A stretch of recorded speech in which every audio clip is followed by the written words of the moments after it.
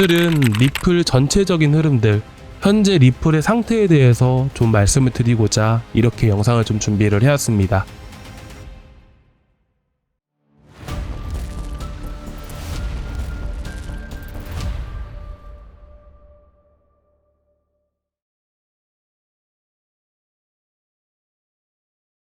자, 어제 밤부터 해서 기온이 정말 뚝 떨어졌습니다. 어젯밤에도 진짜 너무 추웠었는데 이제 오늘은 또 더 춥더라고요. 저도 지금 한 일주일 동안 감기 앓고 있는데 정말 지독하거든요. 그래서 항상 감기 조심하시기 바라고요. 그리고 이제 뭐 이더리움이든 리플이든 어떤 코인이든 간에 계속 연이 하락세를 보이고 있잖아요. 그렇죠? 원래 이제 연말이 되게 되면 이제 그 다음 해에 시장이 어떻게 될지 모르는 부분이다 보니까 사실 시장의 자금들이 많이 이탈하는 경우가 되게 많아요. 그래서 자연스러운 일이다. 이렇게 떨어지는 게 리플에 문제가 있어서 떨어지는 것은 아니고요. 당연히 연말이다 보니까 시장의 자금들이 이탈함에 따라서 같이 떨어지는 거다 라고 보시면 되십니다. 그래서 2026년도 되게 되면 다시 한 번 더 반등을 보여줄 겁니다. 그래서 지금 이런 하락 때문에 너무 스트레스 받지 않으셨으면 좋겠어서 먼저 말씀을 드리는 거예요. 그리고 이제 연말에는 이런 하락이 나올 수밖에 없다라고 말씀드렸잖아요.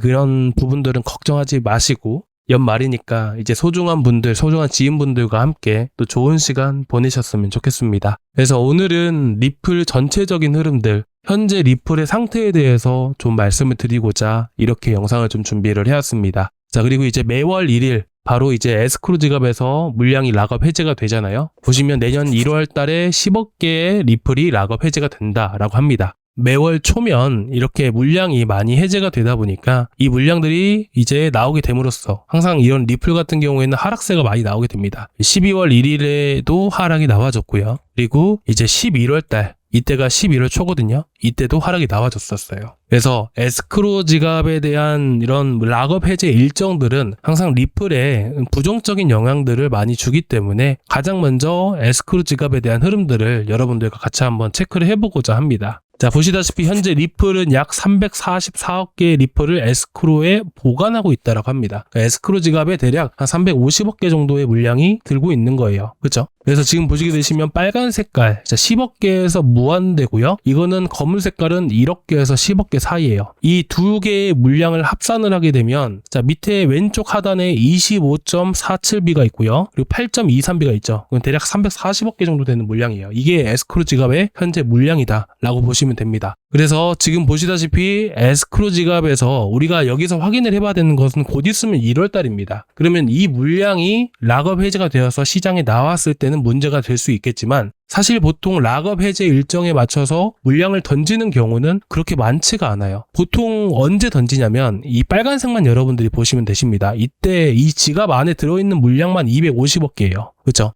그렇기 때문에 자 보시면 7월 1일 날 이 빨간 색깔 지갑 안에서 쭉 떨어진다는 것은 이 물량이 락업 해제가 되고 나서부터 다른 지갑으로 이체가 됐다라는 겁니다. 그래서 보통은 물량을 던질 때 하게 된다면 보통 리플이 급등을 할 때 많이 던지게 됩니다. 이때만 그런 게 아니고요. 한 번씩 급등이 나와줬던 시기들은 대부분 똑같은 흐름들을 많이 보여주게 돼요.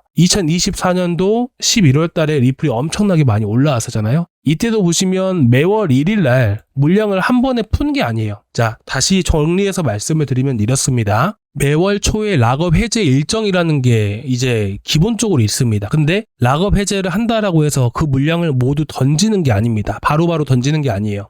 보통 물량을 던지는 시기들은 리플이 보통 급등을 할 때 물량을 던지게 됩니다. 물량을 던지게 돼요. 던지고 던지게 되잖아요. 이 시기들이 대부분 이런 상승을 했을 때 많이 나오는 편이고요. 그리고 보시다시피 물량을 던지고 나서 보통 이 바닥 구간에 해당이 된다라고 하게 되었을 때는 보통 이런 물량이 락업 해제가 되긴 하지만서도 다시 이 에스크로 지갑으로 물량이 다시 들어오는 편입니다. 보통 이제 락업 해제가 된다고 해서 물량이 나오다 보니까 리플이 더 떨어진다라고 생각을 하시는 분들이 계시는데 그거는 심리적인 요인일 뿐이고요. 실제로 따지고 보게 된다면 급등할 때 물량을 던지는 것 빼고는 보통 바닥 구간에서 락업 해제 일정이 있었을 때는 그 물량을 던지지 않고 에스크로 지갑으로 다시 유입이 되는 편이에요. 자, 보게 되면요. 실제로 어떻게 됐는지를 한번 같이 보는 겁니다. 그냥 편하게 봐주시기 바라고요. 자, 4월 달에 26일, 27일, 28일 날 이제 대략 10억 개 정도의 물량이 풀렸어요. 근데 보통 월 초에 풀린다고 했잖아요. 락업 해제는 월 초에 되지만, 그쵸? 근데 이 물량을 이동시키는 것, 이체시키는 것은 지그들 마음대로예요. 그래서 사실상 물량이 풀린다고 해서 그 물량이 바로바로 나오는 게 아니고 이때 나올 수도 있고 언제 나올지는 아무도 모르는 거예요. 그걸 일일이 계속해서 우리는 체크를 해야 됩니다. 그래서 이때 해제가 되었었지만 다시 한 번 더 에스크로 지갑으로 이체를 시켰잖아요. 같은 물량입니다. 그리고 마찬가지로 5월달이거든요. 이때가 5월달에 다시 이체를 시키고 5월달 10일 넘어서 락업을 해제를 시킵니다. 그래서 그 물량이 이체가 한 번 더 돼요. 근데 다시 들어오죠. 자, 여기서 알 수 있는 것은 뭐냐면 이때가 정말 바닥 구간이었단 말이에요. 바닥 구간일 때는 물량을 해제시키더라도 이게 시장으로 흘러가는 게 아니라 다시 에스크로 지갑으로 들어온다는 것을 알 수가 있습니다. 그래서 보통은 바닥에서는 보통 해제가 되고 이체를 시킨다고 해서 물량이 던져지는 게 아니고 바로 에스크로 지갑으로 들어오는 그런 흐름들이 반복되고 있다라는 것이고, 반대로 상승을 했을 때는 이와 같처럼 물량이 어떻게 돼요? 7월 달이거든요.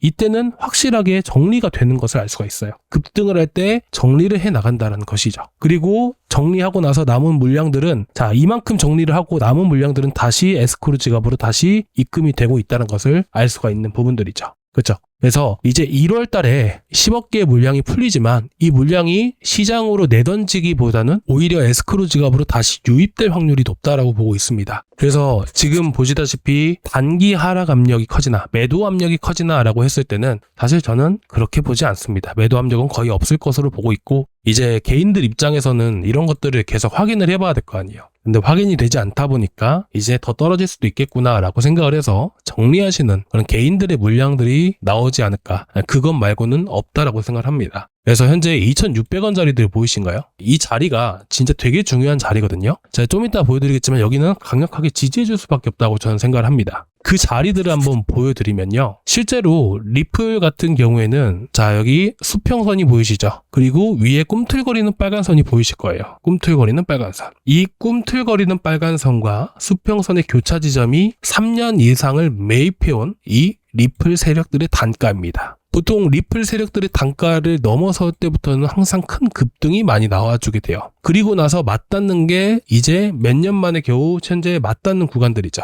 이 맞닿는 구간들에서는 한 번씩 이탈하는 경우가 있지만 보통 마이너스 8% 구간들은 보통 지켜주고 반등을 보이거든요. 예로 말씀드리면 멘틀이에요. 멘틀도 급등 나오긴 해서 여기 하락 구간들까지 세력 단가까지 떨어졌잖아요. 그러니까 이 당시에도 보시면 한번 이탈했다가 다시 한번 더 회복해주면서 급등이 나와줬단 말이에요. 마찬가지로 리플도 똑같은 흐름들이 나와주고 있어요. 지금 보시면 살짝 이탈을 했잖아요. 그쵸? 살짝 이탈했습니다. 그리고 그 이탈했던 자리들이 보시면 이제 마이너스 8% 구간을 보는 부분이기 때문에 그 마이너스 8%를 현재가 기준으로 따졌을 때 2,600원대가 정확하게 나와요. 그래서 이 구간들은 강하게 지지해줄 수밖에 없기 때문에 제가 이전에도 리플 여쯤에 있을 때도 영상에서도 2,600원 지켜줍니다. 여긴 지켜줄 수밖에 없습니다. 라고 말씀을 드린 겁니다. 그래서 다시 말씀을 드리지만 지금 떨어지고 올라가고 이런 것들은 큰 의미가 없다.